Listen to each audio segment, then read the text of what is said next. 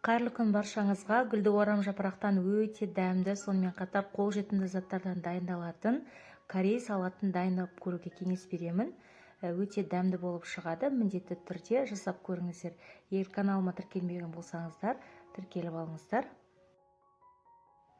Алдымен салатымызға керекті ингредиенттеріміздің барлығын дайындап аламыз. Яғни керекті көкөністерімізді жуып тазалап, зақымданған жерлері болса барлығын алып тастап, видеода көрсетілгендей бөліктерге бөліп аламыз.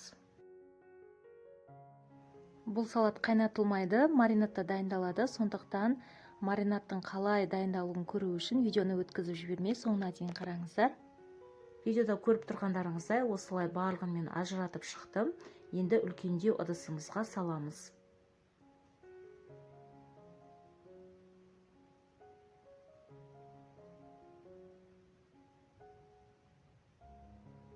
Енді үлкендеу бір сәбізімізді көріп тұрғандарыңыздай осындай корей салатына арналған үккіштен өткізіп аламыз.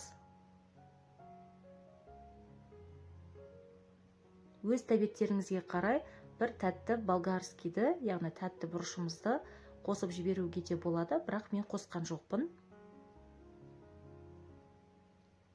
Енді осындай 5-6 тісше сарымсағымызды да осылай турап аламыз.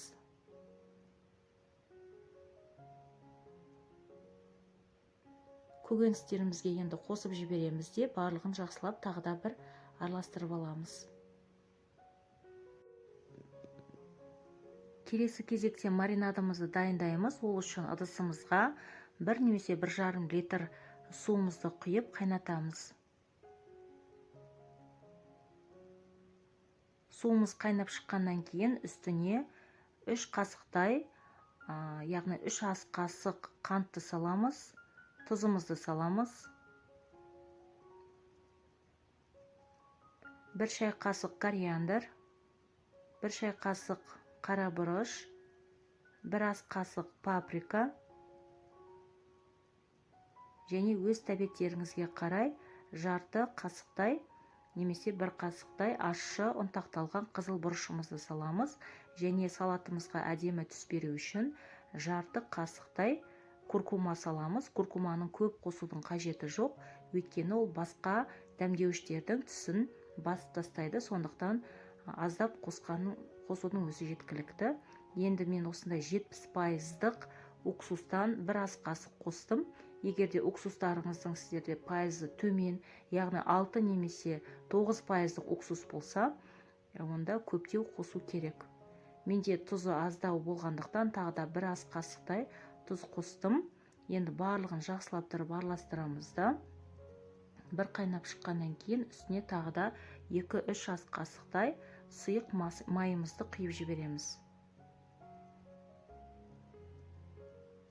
Өте дәмді бұл маринад қайнап шығады. Қайнап шыққаннан кейін енді ыстықтай көкөністеріміздің үстіне құямыз.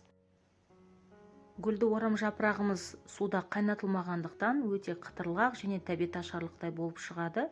Енді осылай қасықпен аздап үстінен басып шығып, үстінен тарелкамен бастырып қоямыз. Толықтай суығаннан кейін холодильникке салып сақтаймыз. Яғни 5-6 сағат бізде осы маринадта тұру керек. Сол кезде барлық дәмдеуіштер бойына сіңіп, көкөністеріміз өте дәмді болып шығады. Енді міне менде жарты күндей тұрды. Енді осы салатымызды тарелкамызға салып, кез келген тағам түрімен ұсына беруге болады. Құрметті көрерменім, каналыма тіркелмеген болсаңыздар тіркеліп, қолдап қоюларыңызды сұраймын. Астарыңыз дәмді болсын.